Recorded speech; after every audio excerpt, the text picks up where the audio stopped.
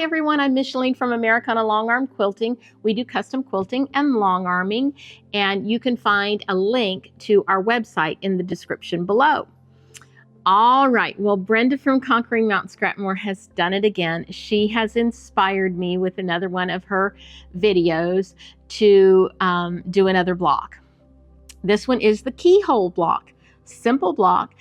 It was just the way I don't know, it's something about Brenda. She just inspires me to do stuff, and she makes my wheels start turning.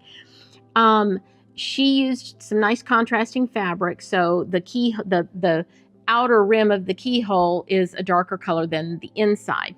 And she showed several different variations of what you could do with the inside blocks. So I went searching through my fabric stash, which I've got, a whole bunch of stuff that I could work with. And you might recognize some of this fabric as what I used in Maggie's quilt. My son's fiance, I made her a quilt, and there's a video about that. And all these fabrics are from that. There's also some fabrics from the chickens in the garden that I just finished. That was that one. This one I thought went well with the collection that I'm going for. The backing of the chickens in the garden, that worked well too. So I've just got all kinds of fabrics that I pulled out of my stash. I did go buy a few more, of course, because I wanted part of it to be darker, part of it to be medium, and then I wanted the centers to be light. But it's the centers that I've changed, and I don't know what it is about Brenda, but she does inspire me. And one of the things that Brenda does, of course, is all that paper piecing with the psychedelic snowflakes that are so gorgeous. And one of these days I'm going to do it. But I've never done a lot of paper piecing. I might have done one or two little quick things, but never a project that is paper piecing. So I decided I would use strings and crumbs for the keyholes and paper piece those. That's why I'm calling this the key to my crumbs, or the key to my scraps, or the key to my strings. I don't know. Something along those lines. You'll see. So let me show you. I've got a couple of blocks made. Now, I found I didn't have... Okay, some of you might be more organized than I and have all your strings and crumbs categorized by color. I don't. So when I decided I wanted to use these colors, I needed another color that contrasted with that to make these keyholes spaces stand out. And I didn't find that in any of the crumbs or the scraps that I had. So I looked in my scraps that I had gotten from Faust when I go there and you buy stuff by the pound. And I found all these colors in this kind of like peachy pink color. So I just made crumbs and strings out of that. So I made a couple blocks here. Also got a bunch of those paper piecing pieces going. Okay, so this is the way Brenda had hers laid out, and I think that is the way that I'm going to do mine. Nope, gotta go this way. There we go, right there. So this is going to be the key to my crumbs. I think I like that best. The key to my crumbs. And I'm going to show you how to paper piece this. And you can find a free downloadable PDF for this one on our website. And again, that's in the link below. It's Americana Long Arm Quilting. All right, let's get to cutting this. All right, so once again, I find myself doing a project that I'm using so many scraps that it really isn't going to make for interesting cutting. So I'm not going to show you all the cutting, but basically you need 2 cuts. And again, this will be in that free downloadable PDF. You need, all of this is 2.5 inches. Need some that are 8.5 inches, and need some that are, isn't that cute, 6.5 inches. So you'll need, for each half a block, you'll need 2 8.5s and 2 6.5s. And then you'll need the one in the center. And the one in the center, now I'm just going to show you this one. I haven't trimmed it yet. I know it looks really funny, and I'm going to show you how to do that next. But that's all you need to do a half a block. Let's get to it. Okay, let me show you how to do that center section. Now, this isn't the kind of precise paper piecing that Brenda does with maybe the psychedelic snowflake. This is just controlling your crumbs kind of paper piecing. So I have a whole bunch of crumbs. I just cut them willy-nilly. I stacked them up and didn't even pay attention if they were lined up. If I messed up a little bit like this, it didn't matter. These are all crumbs, okay? Now I'm going to take one of these pieces of paper, and funny thing about this is I have been saving pieces of paper that maybe got printed and shouldn't have gotten printed, or, you know, paper that I get in the mail and that kind of stuff for just this purpose, okay? So we're going to work with this.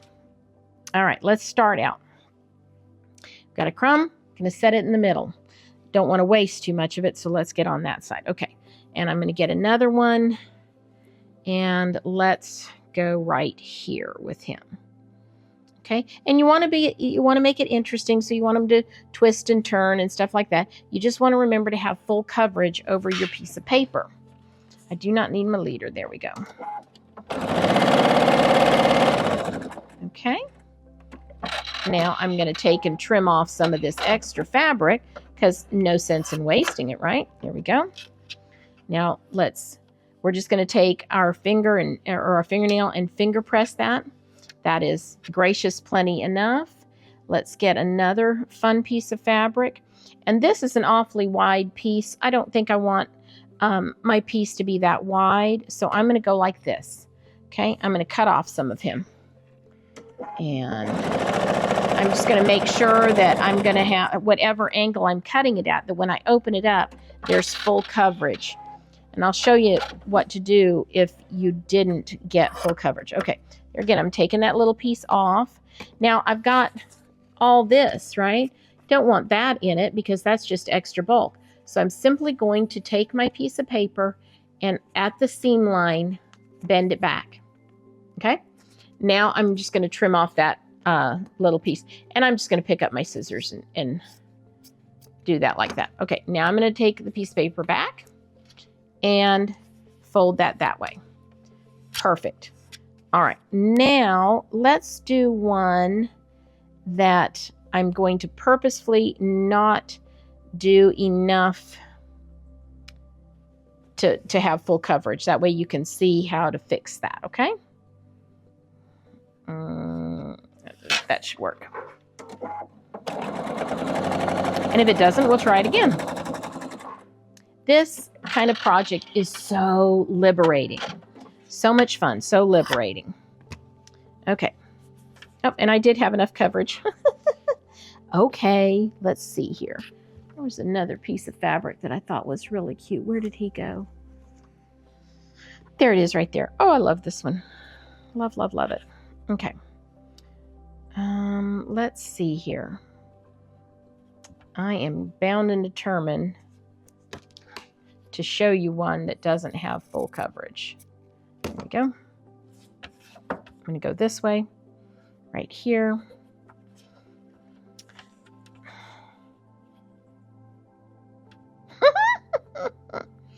All right. I think I'm going to have full coverage on this one too. When you try and make an error, you can't do it. When you don't try, you can do it. Okay. There we go. So oh, well, look at there. I tell you what I'm going to do. I'm going to pretend that I didn't have full coverage. Okay. So look right there. You see how that you can still see the paper? Well, you don't want to see the paper, so we're going to have to cover that up, right? Easy, easy, easy. Let's get this guy right here. And we are just going to go like this.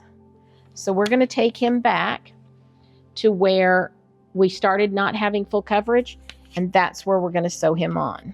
Okay? And pull him out there a little bit, make sure he's going to have full coverage. Okay. Now let's check. And not only has he got full coverage, but he also covers the whole end there. So that was good. But we've got that little piece of fabric to get rid of. So again, I'm going to fold that back. take my scissors and just trim that away, like so. And we'll trim off some of this excess too.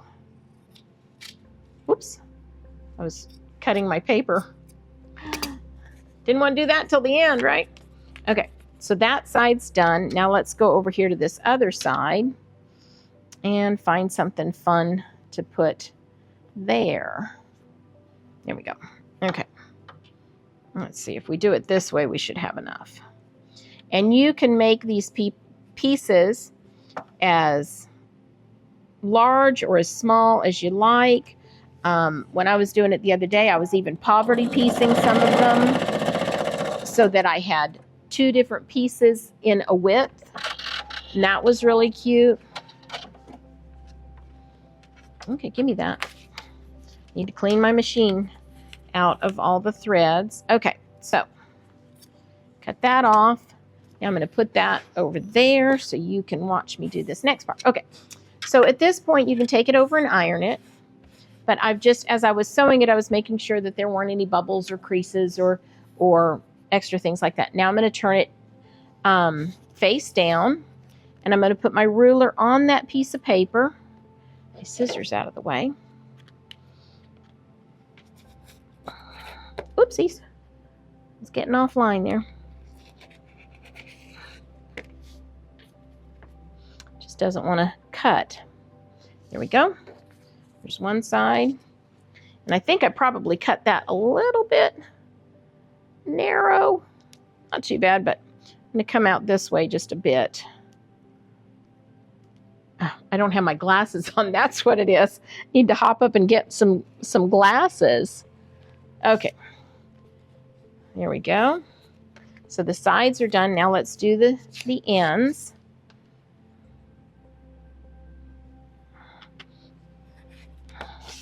One side. That's the other side. All right. And that's all there was to that. Now let's put it together. But first I'm going to go get some glasses. Okay, found my glasses. Now I'm going to get my little pieces. And if you have some that are directional, you might want to keep them in a directional way. You know, the blocks are going to be turned. One's going to go this way, one's going to go this way. So, you know, it's something to keep in mind. I don't know that it's an absolute must. Okay.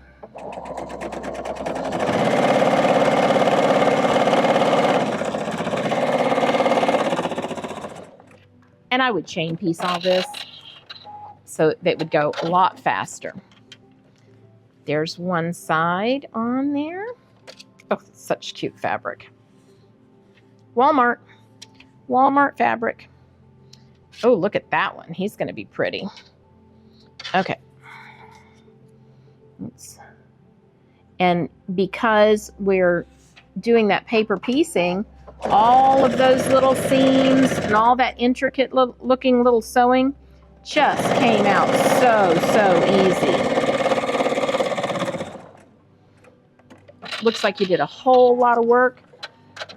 And what did it take us? A couple minutes? Hi. Hello, Willow. Hello, Willow. Okay. Mwah. I love you too. Okay, beat it. Okay, there's the sides. Now you have to come get in the middle of it, huh? Nope. You're too big. Okay, now here's the top. Or a bottom. I think this one's going to be the bottom because of the little peacock. Okay. All right. One end done. Get my leader back under there. And now let's do the other end. There we go.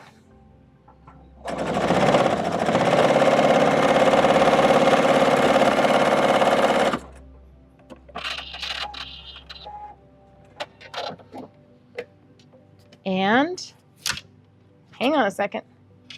There we go. Isn't that cute? That's going to make such a cute keyhole block. Okay, so I only have about, I don't know, 55 more of these to do, and then we'll get it laid out on the table. All right, I've got it all laid out on the table. I first sewed them just into blocks like this. Hey, Sargy Poo. Can't see Sarge, he's over here. Good boy. And then I laid it out on the table. Oh, watch yourself, sweetie. There you go. Okay. I laid it out all on the table, and then I was able to maneuver pieces. I put all the greens horizontally, and then I put the darker blues, not all the darker blues. Okay, so like this. That's got a darker and a light blue, and this has a blue and a green. So that's how I kind of categorized it. If I was working with two blues, I'd put the darker one on the, what would that be? Left on that side, and the lighter blue on this side. But with all the greens, I put them all on the bottom horizontally. So I just thought that looked nice. I spent a lot of time standing on a ladder, looking down at it to make sure that all the pieces, there was nothing that was sitting right next to one another. So I did them all like this, moved everything around, and then I carefully took them over to the sewing machine and sewed them into blocks like this. Now, the next thing I have to do, and yes, look at this behind me, by the way. That is a client's hexagon, very old quilt that I'm adding some more hexagons to her. You know, I told you I did custom quilting and piecing, so that's one of them that I'm doing. That's going to be really fun. So hopefully I'll make a little video of that too. Anyway, back to this. The next thing I've got to do is pull all this paper off. Now, I could wait until I've sewn the whole thing together, but I like the stability because you're pulling and stuff on our piecing, and that could very well get the block shifted out of shape. So I like the stability of just having it like this, and then I can take all that out. So I'm going to bring you a little bit closer and show you how I do that. So here's the fun part. I say facetiously. First of all, I've got it, got myself a little nest going here. I'm in a comfortable chair. I've got a spray bottle to spray them, not a lot, and then I'm going to let that sit for a little while. I've got my seam ripper if I need to use that. I've got this little tool right here, and at this point, when it's kind of damp, I'm going to go through and just rip the center pieces a little bit, because that makes it easy to do. I have my remote control because I'm going to turn something on the TV because I'm going to be sitting here a while. Now, this one has dried just a little bit, so I'm going to move that one out of the way, and I'm going to start work on this one. And I'm going to start work on the inside of it. And like I said, I've let the paper dry back again a little bit, because then it's easier to perforate and not just, you know, rip and wad up and be icky to work with. Okay. So I'm doing this, and I'm being careful. I'm holding the fabric as steady as I can as I do this, because, you know, I've gotten it wet, and what happens when you get something wet, it can get out of square, right? Now, see, I got into a corner there, and I couldn't get these big old fingernails in there, so I used this little tool, which is very, very handy. Okay. Now, remember when I was sewing this, I said maybe I should. I couldn't decide if I wanted to make my paper piecing unit. I couldn't decide if I wanted to make the paper 2.5 inches or 2 inches. And I went ahead and I just made them all 2.5, just didn't even give it any thought. And now I'm kind of wondering if I had done 2 inches, but yet trimmed it to 2.5, trimmed the fabric to 2.5, if I wouldn't be having a little bit easier time. So tell me what you think. How do you guys do it? because now I've got to get through all those little seams around the edge. But I have found that if I do the interior first, getting the exterior lines done is a little bit easier. My fingernails are so helpful in most things when I'm sewing, but I have found they're not real helpful in this. I'm hoping that my son gets home from work in a little while and will sit down and help me because this is a lot to do. This was a ton of sewing.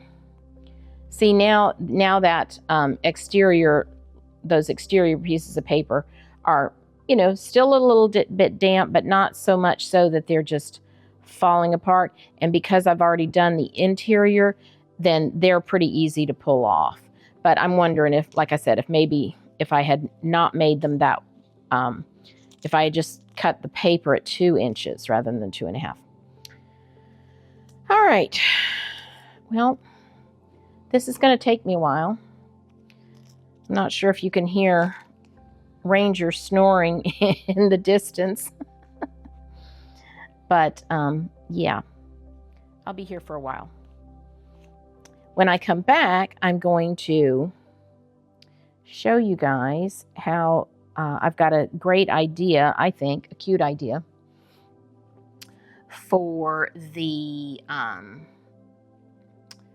for a neat scrappy border. So I'm going to show you that when we get back. And then I've also got a fun idea. I had a few extra of these, so we're going to put some of those on the back, and I'll show you how I do that, okay? Y'all, look who came to help me. He's such a good son. Wave. Huh? Wave.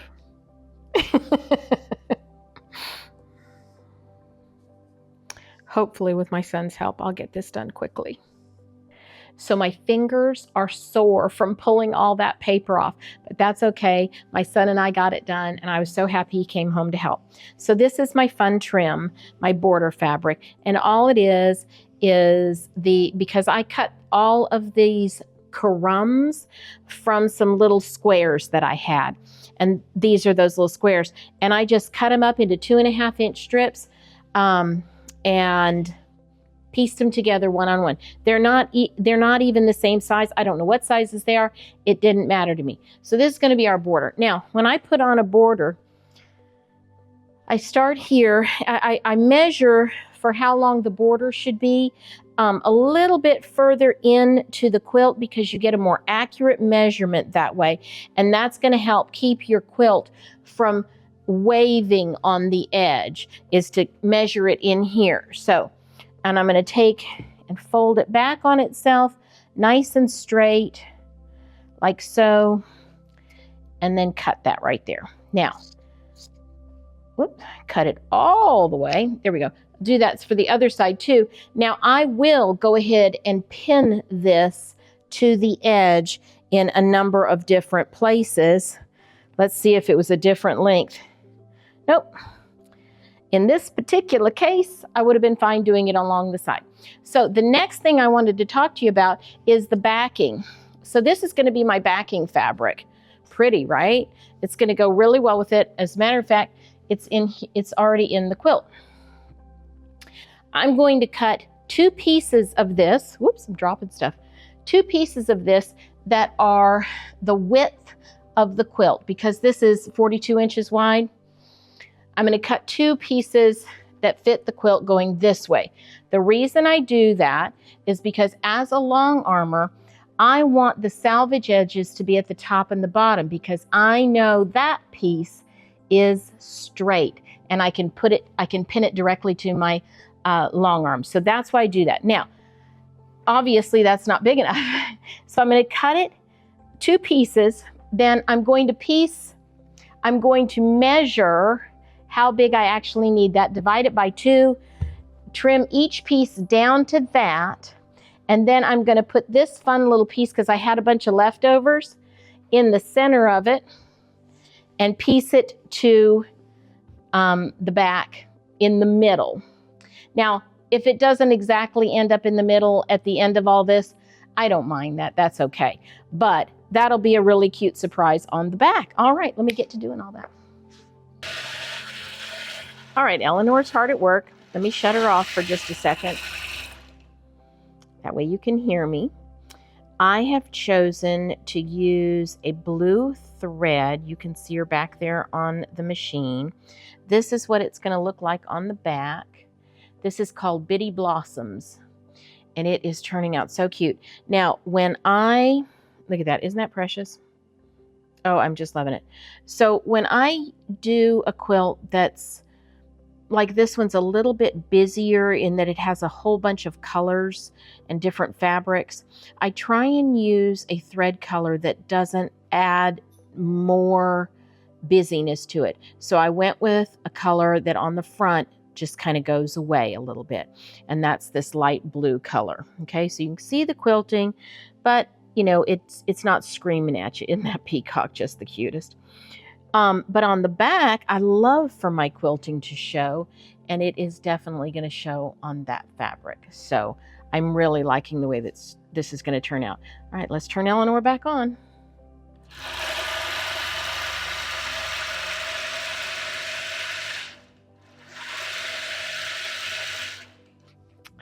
May I present to you the key to my crumbs?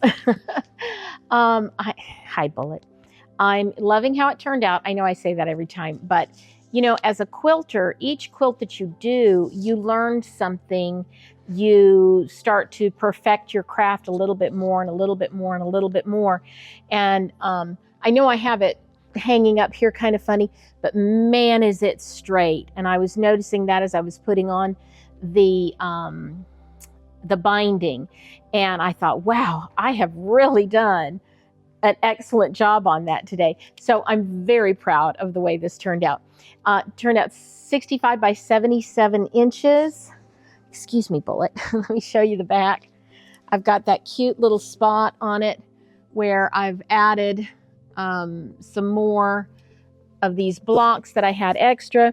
I quilted it in a quilt pattern called Bitty Blossoms, which I think is so adorable. So you can see all my crumbs in here. I think it turned, again, I love the way it turned out.